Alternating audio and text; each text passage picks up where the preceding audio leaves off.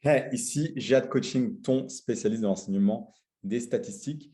Et dans cette vidéo, je vais te parler de la méthode du maximum de la vraisemblance pour une loi normale. Donc, le but, ça va être d'estimer mu avec sigma carré connu, donc avec la variance qui est connue.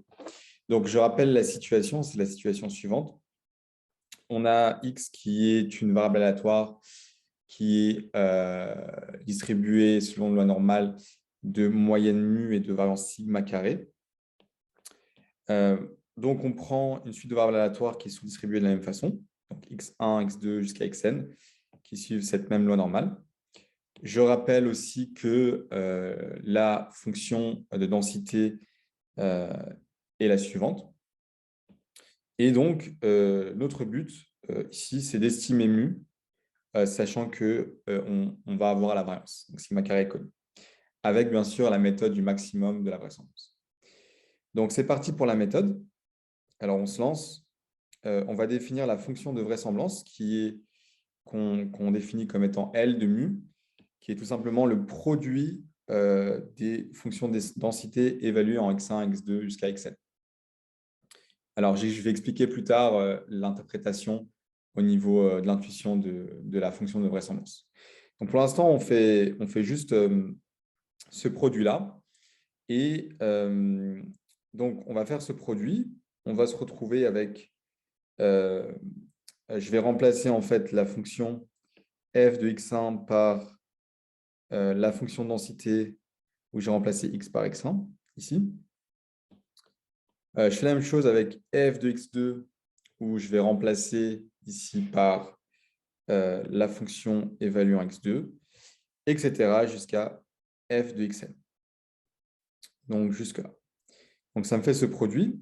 Alors là, ça va être beaucoup de calculs mathématiques. Donc je vais rassembler ce terme-là, celui-là, celui-là. Ça va me faire le même terme, mais à la puissance n.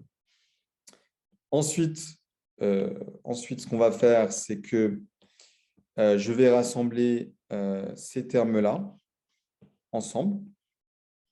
Donc, je me retrouve avec ces termes-là. Comme c'est un produit, je vais y arriver. Comme c'est un produit d'exponentielle, ça va sommer les exposants. Donc, ça va faire exponentielle ici, vu qu'on a ce terme-là, ça va me faire l'exponentielle ici qui remplace ce terme-là, puisque un produit exponentiel, ça va sommer les exposants. Donc, j'arrive ici. Et puis, maintenant, ce terme-là, ici, puisque c'est une somme, hein, si on zoome un peu, c'est une somme. On peut introduire le signe somme ici pour simplifier les choses. Donc, c'est équivalent à dire que c'est la somme de k allant de 1 à n de moins une demi fois le produit de xk moins mu sur sigma, le tout au carré. Donc, ça, c'est notre fonction de vraisemblance. Donc, ça, c'est ce qu'on appelle L de mu. Le but ici, c'est qu'on cherche le mu qui va maximiser cette fonction. Donc, pour maximiser une fonction, on doit dériver la fonction et puis égaliser à 0. Mais ici, en fait, la méthode qu'on utilise du maximum de la vraisemblance nous dit que c'est préférable de maximiser le logarithme, puisque c'est équivalent, le logarithme étant une fonction croissante. Si on maximise le logarithme de la vraisemblance, ça va être équivalent à maximiser la fonction de vraisemblance initiale. Alors, pourquoi est-ce qu'on va prendre le logarithme? Parce que souvent, si on prend le logarithme, la fonction devient beaucoup plus simple à dériver que si on ne prend pas le logarithme. Donc, ici, on va définir le logarithme de la vraisemblance comme étant la fonction petit L de mu, qui est le logarithme de grand L, le logarithme de la vraisemblance. Et donc, je remplace la vraisemblance que j'avais trouvée initialement, ici, par son expression. Ensuite, j'utilise que le logarithme d'un produit, donc ln de a fois b, c'est ln de a plus ln de b. Donc, je me retrouve avec ln de ce terme-là plus ln de ce terme-là. Ensuite, ici, la propriété du logarithme dit que le n peut descendre, juste là. Et puis, on sait aussi que le logarithme et l'exponentielle sont des fonctions réciproques l'une de l'autre. Donc, ici, ça va s'annuler, il va me rester ce terme-là. Donc là, j'obtiens le logarithme de la vraisemblance, qui est cette fonction-là. Maintenant, ce que je vais faire, c'est que je vais dériver cette fonction égalisée à 0 pour trouver le maximum, le mu maximum qui va maximiser cette fonction-là. Donc, on cherche mu tel que L de mu est maximisé. Le terme est maximisé. Donc, je vais dériver par rapport à mu. Donc, la dérivée d'une somme, c'est la somme des dérivées. Ici, la dérivée de ce terme-là, comme il n'y a pas de mu, bah, ça va faire 0. Donc, ça fait 0.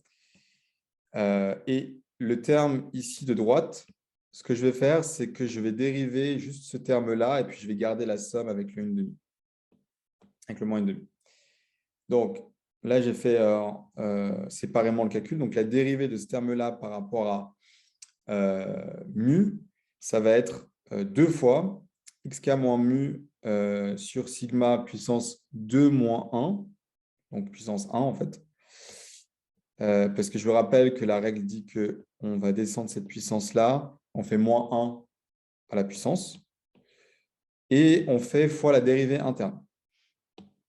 Alors, la dérivée interne de cette expression-là, qui est en fait cette expression-là, par rapport à mu, il y a le moins mu et le 1 sur sigma, donc ça fait moins 1 sur sigma. Donc, je me retrouve avec ce terme-là qui est la dérivée de ce terme-là. OK. Donc, je remplace finalement, si je fais bien le calcul, tout ça par ce terme-là, donc où j'ai remplacé la dérivée de ce terme-là par celui-là, et puis j'ai gardé la somme et le moins 1,5.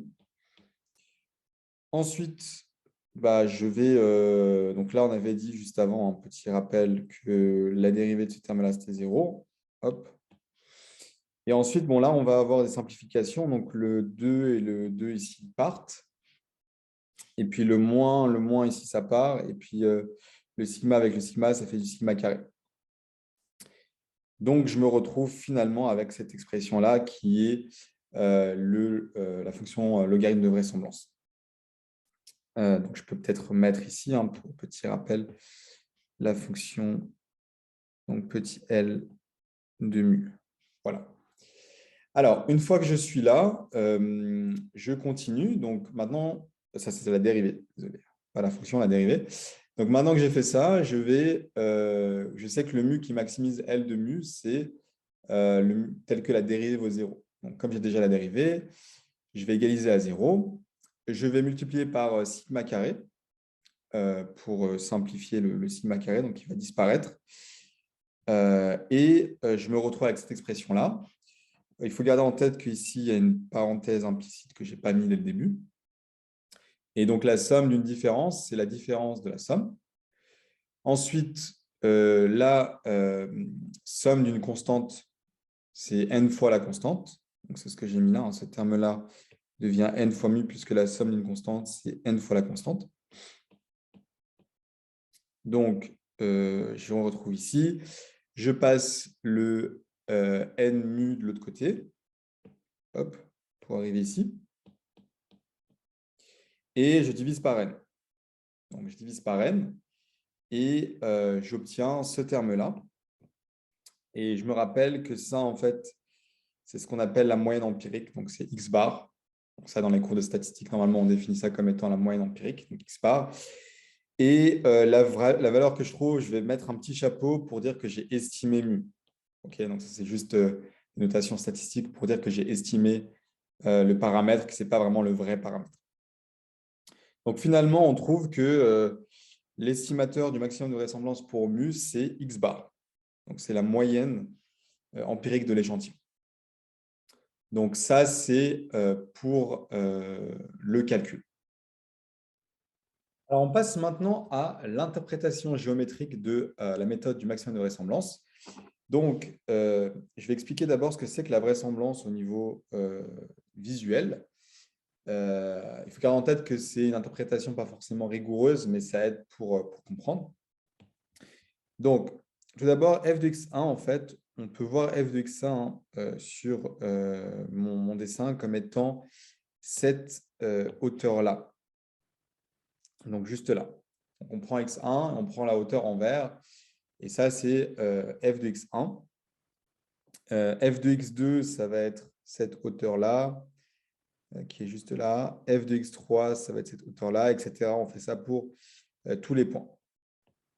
Donc, on voit ce que ça va donner. Et en fait, le produit des hauteurs en vert, ça va donner la vraisemblance. OK. Donc, ça, c'est le produit des barres en vert. Et donc, nous, on cherche, on se rappelle que mu, en fait, donc si je reviens, mu, c'est le centre de la courbe en cloche, en fait.